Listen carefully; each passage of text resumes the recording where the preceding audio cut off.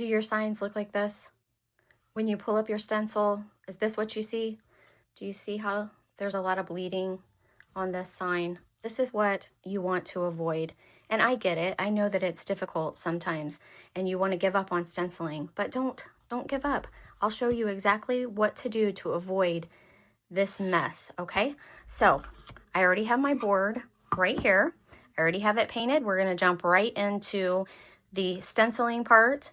I have my stencil here, okay? Let me show you. Let me just show you what it says.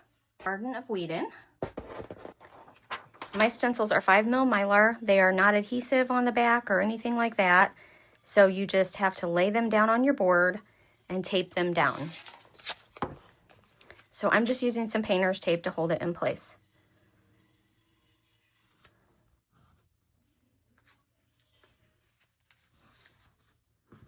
The color that I'm using is Waverly Moss, and that's chalk paint, and that was for my base color.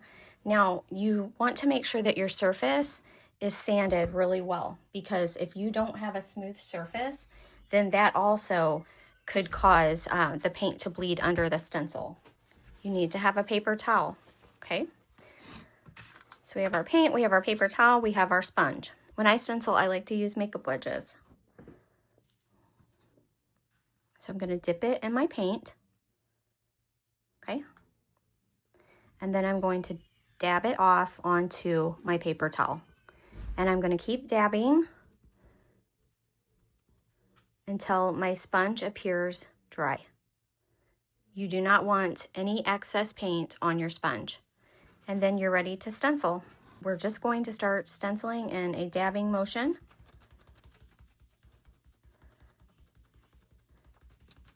Just like that, okay? Now, the key is offloading, and this is offloading. When you dip in your paint, you're gonna offload onto your paper towel. If you don't offload, this is what happens when you don't offload. This is going straight from the paint to the sign, and the paint will seep under the stencil every time you do that. You have to have this in-between step of offloading. And then you can just stencil away. And then let me lift this up so you guys can see the success going on underneath. It's beautiful. Okay, keep going. I wanted to just jump in and show you guys the most important part is offloading. And I have people that message me sometimes and they're like, I'm ready to give up. They really want to give up because their stenciling turns out a mess and they just don't understand what they're doing wrong. And that's it, guys. That's what's going on. You have got to offload. It is so important. I've been stenciling for years and I get it. Sometimes I even get the bleeding still. It happens every once in a while if I'm in a hurry. But for the most part, I don't have any issues. And it is just very important that you always offload. You've got to dab off that extra paint.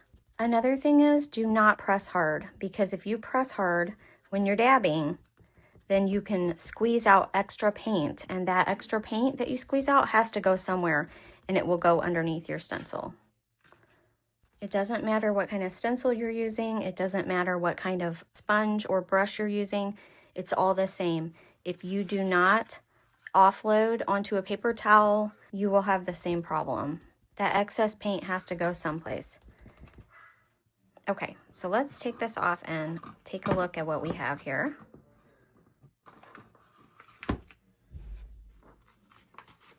And look at that, you guys. That looks pretty good. Now, I do have a couple of spots where I got a little heavy-handed, but let me show you real quick what you can do. If you have a little bit, okay, because it happens to me as well. I've been stenciling for years. I've been making signs for years, but it happens every once in a while to me. And you're probably looking at this and you can't really see it. But you take a fine tip brush and just gently fix it, just like that.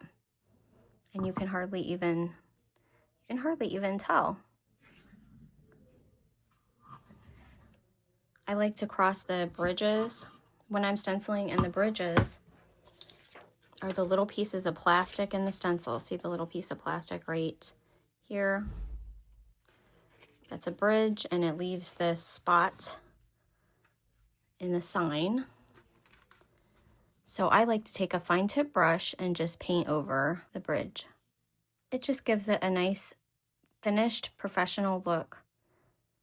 So listen, you don't have to get discouraged when you're making your signs. Don't give up, don't give in. Just keep going, practice, you will be fine. Try your best, keep offloading, and don't forget that step. You should be able to make some really beautiful signs. Trust me, I'm confident. I'm confident that you can do it.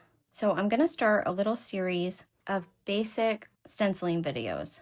I want you guys to be able to come here when you need help, when you have any questions.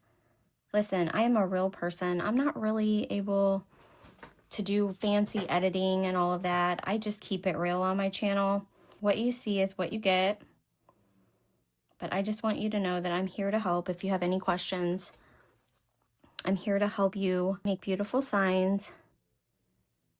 If you are new to me, my name is Lori with Farmhouse Stencil Shoppe. I specialize in 5mm reusable stencils. So that is my finished sign. It looks really good.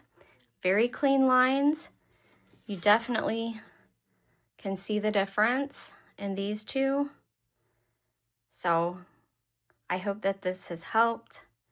I hope that if you have any questions that you'll reach out and let me know. Okay, guys, thank you so much for watching.